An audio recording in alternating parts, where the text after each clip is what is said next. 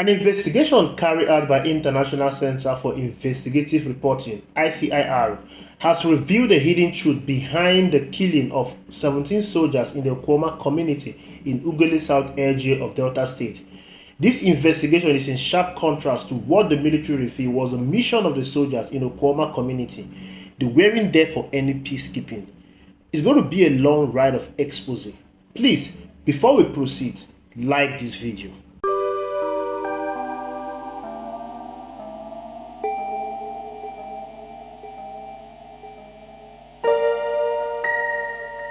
A feud between an illegal oil bunker, Endurance Okode, alias Amabem, and a sophisticated cartel of powerful illegal oil bunkers led to the killing of 17 soldiers in the Okuoma community in Ughelli South LGA of Delta State, investigations revealed.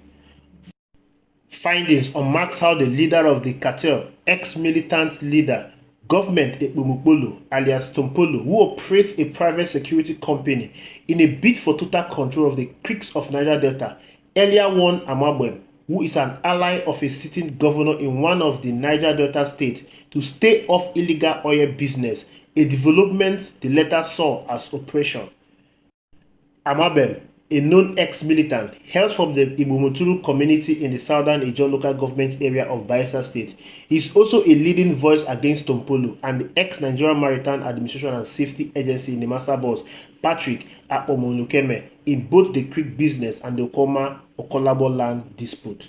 Investigation revealed that the military authorities zeroed in on Amabem in search of the leader of the militant group that killed 17 officers and soldiers of the 181 Battalion of the Nigerian Army that went to Okuoma community to free one Anthony Abo, said to be an ally of Akpomolukeme. The former Nimasa chief allegedly built a mansion in the disputed land between the Okuoma and Okolaba communities. The building of the house on the disputed land is said to be the genesis of the debacle that led to the killing of the soldiers. Amabem's brother hail from Okuoma and Ohobo community in Ughelli South LGA in Delta State. He is now said to have fled to his paternal community in Bayelsa State, apparently in form of a security raid of the Ibomoturu community, which left several residents injured and properties destroyed.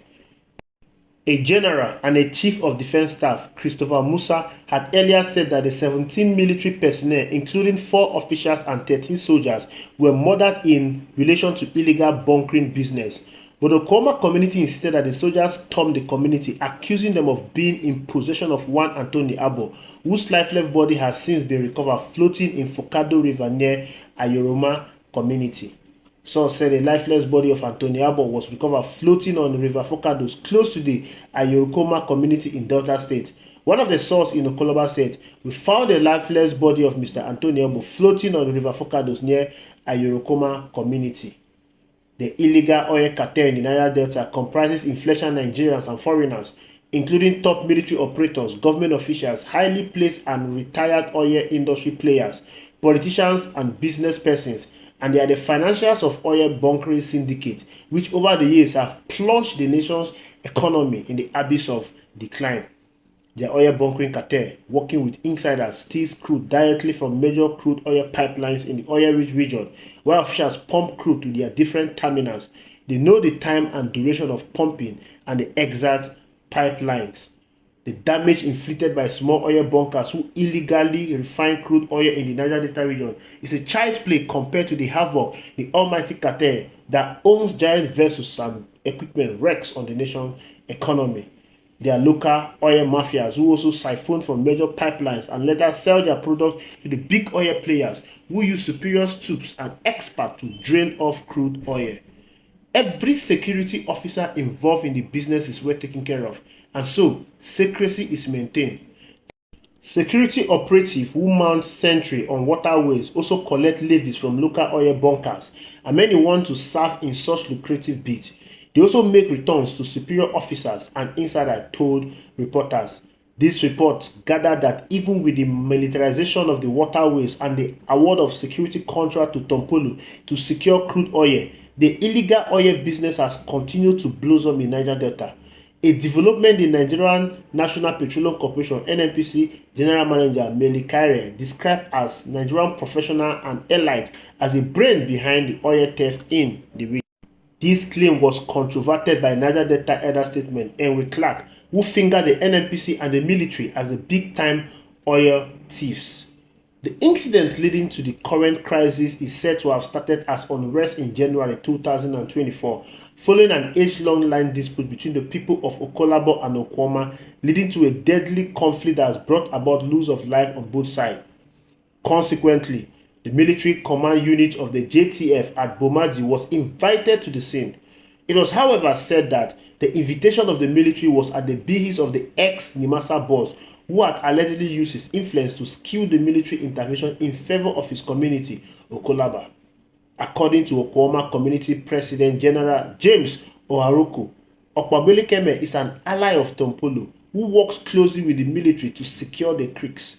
The military's involvement in this dispute has elicited great suspicion from the people of Okuoma who feel unfairly treated. Consequently, the attempt by the military personnel to invite the leaders of Okuoma was greatly resisted, and it was believed that it was merely an attempt to unduly victimize the people of the community. Until the military authorities can explain the exact nature of the peace mission warranting the soldiers present in the community, the street narrative of the military intervention of working under the dictate of Tompolo and Akpobukeme may become attractive and may snowball into a nationwide narrative. The ICR also gathered that Akpobukeme, who is being persecuted by the Economic and Financial Crime Commission (EFCC) for a 754 million fraud, built a white mansion on the disputed land, a development that Amabem and Okuoma community elders challenged. It was gathered that an ally of the ex-Nimasa boss, Anthony Abo, was taken hostage by Okuoma people rising from the house built on the disputed land. Residents said it was this person's adoption that the military had come to investigate and perhaps effect his release, not any peace mission as claimed by the military authorities. Although no group has claimed responsibility for the attack on the soldiers, according to army sources, 17 military personnel, including a commanding officer, 2 majors, 1 captain and 12 soldiers, were murdered by the suspected youth of Okuoma community. Insiders confided to the ICIR that the soldiers used a speedboat owned by Tantita security outfit, Tompolo's private security outfit. The soldiers CPA Yahya Dambaba, CPA Kabi Basha, LCPA Balus Haruna, LCPA Sol Upeyemi, LCPA Bello Anas, LCPA Aman Peter, LCPA Ibrahim Abdullahi, Private Ahaji Issa, Private Clement Francis, Private Abubakar Ali, Private Ibrahim Adamu, and Private Adamu Ibrahim. Others include Lieutenant Colonel A.H. Ali, Commanding Officer, 181 Amphibious Battalion, Major S.D. Shafa, Major D.E. Obi, Captain U. Zakari, and Sergeant Yahaya Saudu were reportedly lured into the creek opposite Okuoma community and were killed, but no one has questioned why trained soldiers were killed and those that conveyed them with speedboats survive. The question begging for an answer is, does Tantiti Security rent their speedboat? Does it mean that the 181 Amphibious Battalion has no speedboat they use for routine patrol? Since there were allegations that the speedboat used by the slain soldiers belonged to Tantita Security firm, which Tompolo owns, the reporter went to Oparazo on Saturday, March 30, 2024 to obtain comment from the ex-militant leader, but was all told that all media activities of the ex-militant leader is being handled by his media consultant, Paul. The ICR contacted Paul on his known MTN cell phone number, but did not take his calls. Such messages, SMS and WhatsApp messages were sent to him on March 31 and April 1, 2024, asking him to clarify his boss' stance on the use of the Tantita speedboat by the soldiers and whether the firm rent out his speedboat and whether Tompolo was in Cold War with Amambem. However, all attempt was unsuccessful as he did not return calls or respond to the SMS or WhatsApp messages sent to his cell phone. According to a Port Harcourt environment activist, Imabom Cliff, the government has not demonstrated seriousness to fight the oil theft, and whatever tough measures are said to have been adopted have not put off the cartel. An activist with Young Nigerian Rights Organization based in Asaba, Delta State, Victor Oje, also criticized government effort at dealing with the issue of oil theft and illegal bunkering in the Niger Delta. The tenacious ascent in oil robbery, despite significant interest in securing oil pipeline, brings up issues about the adequacy of the public authority methodology. It's also conceivable that the actions taken to this point by the federal government of Nigeria have not sufficiently tended to the main drivers of the issues or have been adequate to counter the refined strategies utilized by the oil criminals. A knowledgeable source said that the cartel over the years successfully sold a decoy, making successive government believe that oil theft was being carried out by the small-time oil bunkers and Niger Delta militants bent on destroying the country's economy, and so they must be eliminated. The presidency believed that the big-time oil thief continued that breaks business with protection from security operative. But the real challenge is not the small-time oil thief. It is the influential cartel that is strongly connected and has continued to operate with impunity despite the security measures in place. A security expert said, there is no way they can fetch out the illegal oil cartels for possible prosecution under the current setup because those in charge of security are part of the cartel and those saddled with oil pipeline protection contracts. Prior to awarding the surveillance contract to Tompolo in 2022, the federal government had understudied the system and came to the understanding that because of his knowledge of the creeks, ex-militant Tompolo could help the government stop pipeline vandalism and reduce bunkering, an idea that top military shot during President Muhammadu Buhari regime bought into. Before President Tinubu renewed the Tompolo security contract, there were agitations by other ethnic nationalities on the need for them to secure pipeline within their domain instead of giving all the contract to Tantita Security Company. However, it alleged that since Tompolo fulfilled his part of the political deal sealed with President when he visited him in his hometown in Oparazo by mobilizing for Tinubu presidency in the region, Tinubu ignored the agitations of other ethnic groups like the Isoko, Orobo, among others, to give same surveillance contract for them to secure pipelines in their domain and renew the pipeline surveillance contract to Tompolo through the NNPC Group Managing Director. After the re-award of the contract, many expected to get jobs and other benefits, including politicians and security agents who all have roles to play. A very reliable source told the ICRO that immediately after the contract was renewed, a former JTF commander, Major General Sakin Yakin Bello, who tormented Tompolo in 2009 in the oil-rich region, was in Oparazo on one of the weekends where he assured Tompolo that Operation Delta Safe will work with him. Tompolo has also said to have invited some militant leaders, including Amabem, to work with him, saying he will work out modalities to ensure their interest was accommodated. Since then, Tompolo has been said to control both the military and the civilian security operators in the creek, but Amabem turned down Tompolo's invitation, and the letter allegedly boasted that the former will have himself to be blamed in the creek. In 2019, former governor of Rivers State, Nyesom Wike, bravely told the nation that top military operators were involved and sponsoring illegal oil bunkering in the Niger Delta region. He fingered a general officer commanding GOC, a Major General Jami Sahim, who he alerted had raised a team of soldiers to steal and sell petroleum products in the region. Not many believed him because they thought he was playing politics, but Wike spoke from information available to him as a chief security officer of Rivers State. Wike, however, did not substantiate his allegation. What is known is that the big oil mafias have the support of top military generals who instruct their subordinate commanders in the area of responsibility not to disturb his friends, and the benefit go round. Policemen and operatives of Nigeria Security and Civil Defense Corps (NCDC) had time without numbers clashed with the military in the Niger Delta region over the protection of alleged oil bunkering sites. The military contradicted itself with the statement of the Chief of Defense Staff, a General Christopher Mustafa, who said that the deceased 4 military personnel and 13 soldiers who went to Okuoma were killed in relation to oil bunkering, while the Army Acting Director, Defense Information, a Brigadier General Tuku Gasso, has said they were on a peacekeeping mission. Gasso said the troops of 181 Amphibious Battalion, Bomado local government area of Delta State, were on a peace mission to Okuoma community in Ogele local government area, were surrounded by some community youth and killed on Thursday, March 14, 2024. The unfortunate incident occurred when the troops responded to a distress call after the communal crisis between the Okuoma and Okoloba communities, both in Delta State. The reinforcement team led by the commanding officer was also attacked, leading to the death of the commanding officers, 2 majors, 1 captain, and 12 soldiers. Finding revealed that the military officers and soldiers who stormed Okuoma community were not in any way connected to land issue, but a battle of supremacy on who controlled the creeks, and with some members of the illegal oil cartel using the military to achieve their purpose.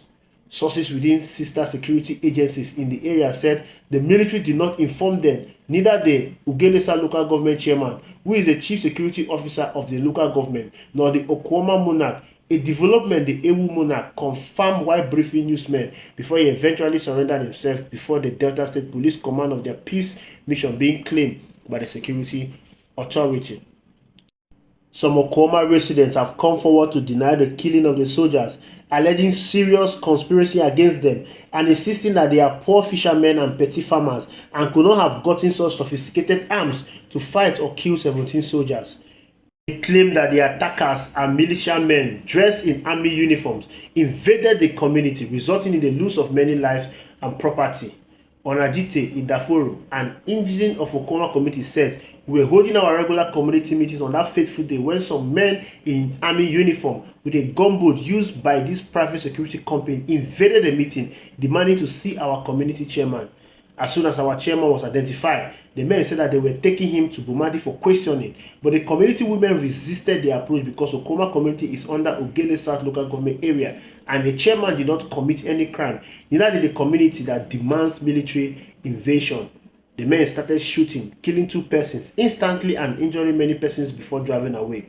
Further, Idafora said that after the first shooting, residents of the community, especially the men, started moving out, fearing the worst could happen later. After 4 hours, the men came back with many gunboats shooting indiscriminately, killing many persons, including women and children, before burning houses.